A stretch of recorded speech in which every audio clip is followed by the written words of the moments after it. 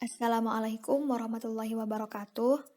Saya perwakilan dari kelompok 9 mata kuliah akuntansi keperilakuan.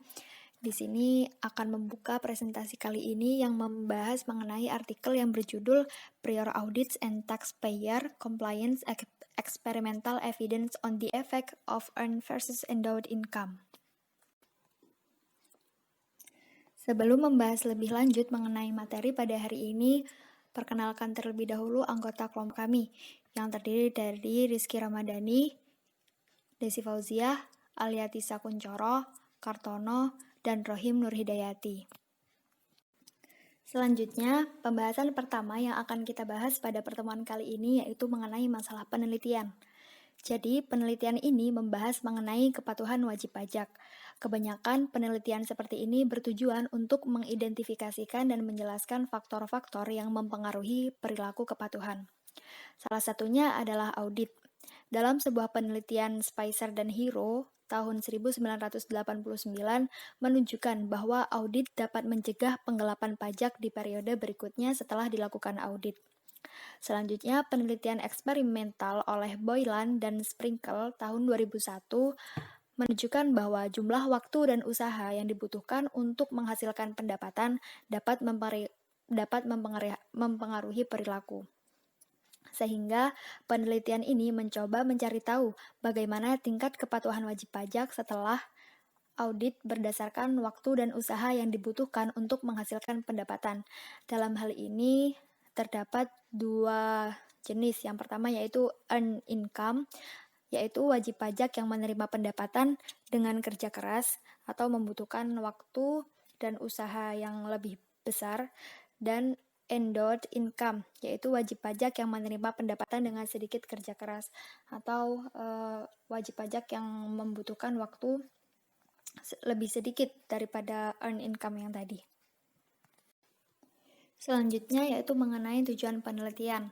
Adapun tujuan penelitian ini ialah untuk memberikan bukti dari sebuah eksperimen yang dirancang untuk menyelidiki bagaimana pengaruh audit sebelumnya berdasarkan earned income dan endowed income terhadap kepatuhan wajib pajak. Baik, saya Rohim Nurhidayati. Di sini saya akan menjelaskan mengenai teori yang digunakan. Ada dua teori yang digunakan dalam artikel ini. Yang pertama ada teori prospek, yang kedua ada teori akuntansi mental. Yang pertama, teori prospek. Teori prospek adalah teori pengambilan keputusan yang diakui secara luas. Ciri utama teori ini adalah keputusan dievaluasi kaitannya dengan keuntungan dan kerugian relatif terhadap beberapa titik referensi.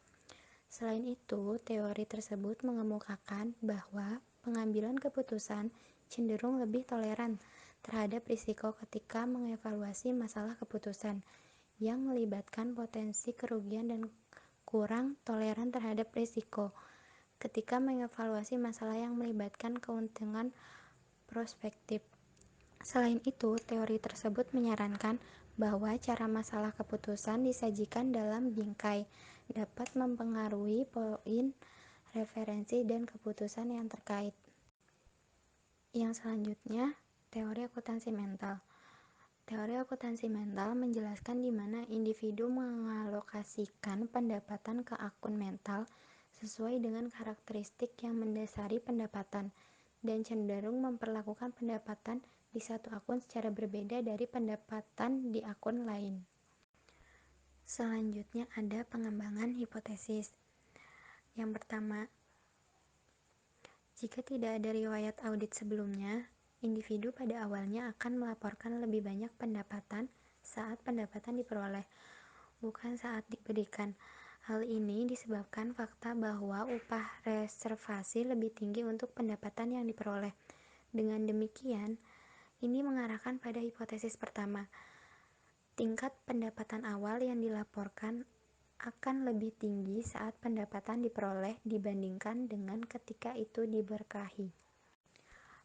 Pada pengembangan hipotesis yang kedua, argumen sebelumnya menunjukkan bahwa ketika pendapatan diberikan, individu akan berusaha untuk menghindari penggabungan kerugian sebelumnya yang berasal dari audit dengan kerugian tambahan.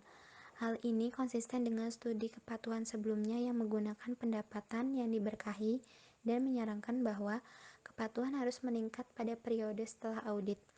Sebaliknya, ketika pendapatan diperoleh, individu akan berusaha untuk mengganti kerugian yang berasal dari audit sebelumnya, yang mengarah ke tingkat kepatuhan yang lebih rendah pada periode setelah audit.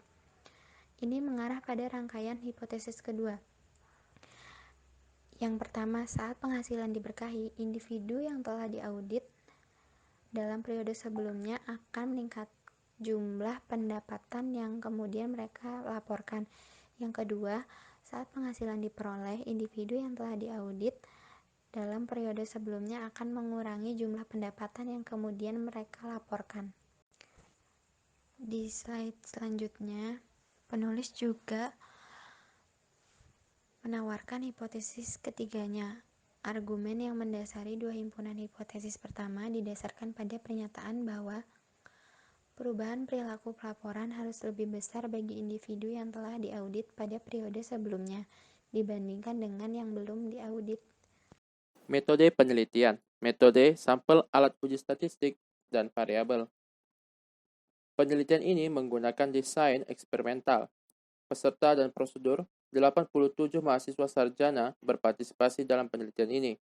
Peserta secara acak ditugaskan ke salah satu dari dua kondisi sumber pendapatan.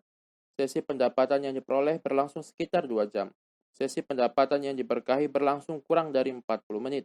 Setiap sesi terdiri dari 2 babak yang masing-masing berisi tugas pekerjaan dan atau pelaporan pajak. Penggunaan statistik deskriptif untuk tingkat pendapatan yang dilaporkan menurut kondisi pendapatan.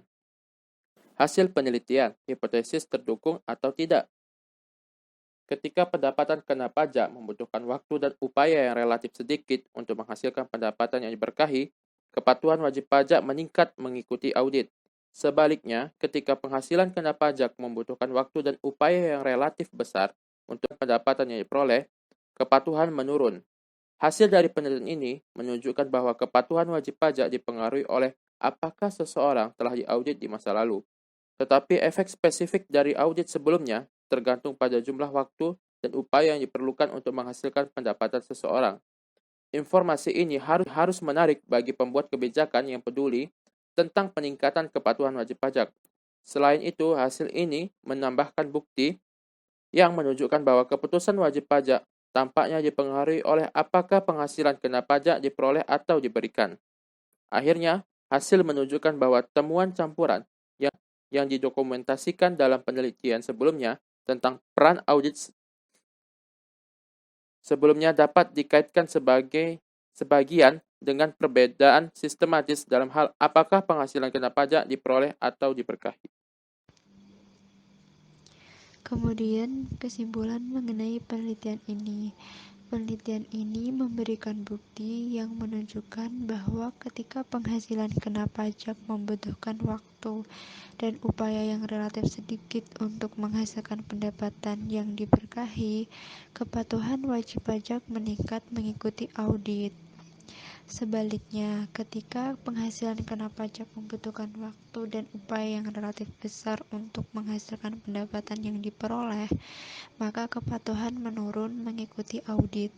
Secara kolektif, hasil menunjukkan bahwa kepatuhan wajib pajak dipengaruhi oleh apakah seseorang tersebut telah diaudit di masa lalu. Tetapi, efek spesifik dari audit sebelumnya bergantung pada jumlah waktu dan upaya yang diperlukan untuk menghasilkan pendapatan seseorang. Informasi ini harus menarik bagi pembuat kebijakan yang peduli tentang peningkatan kepatuhan wajib pajak.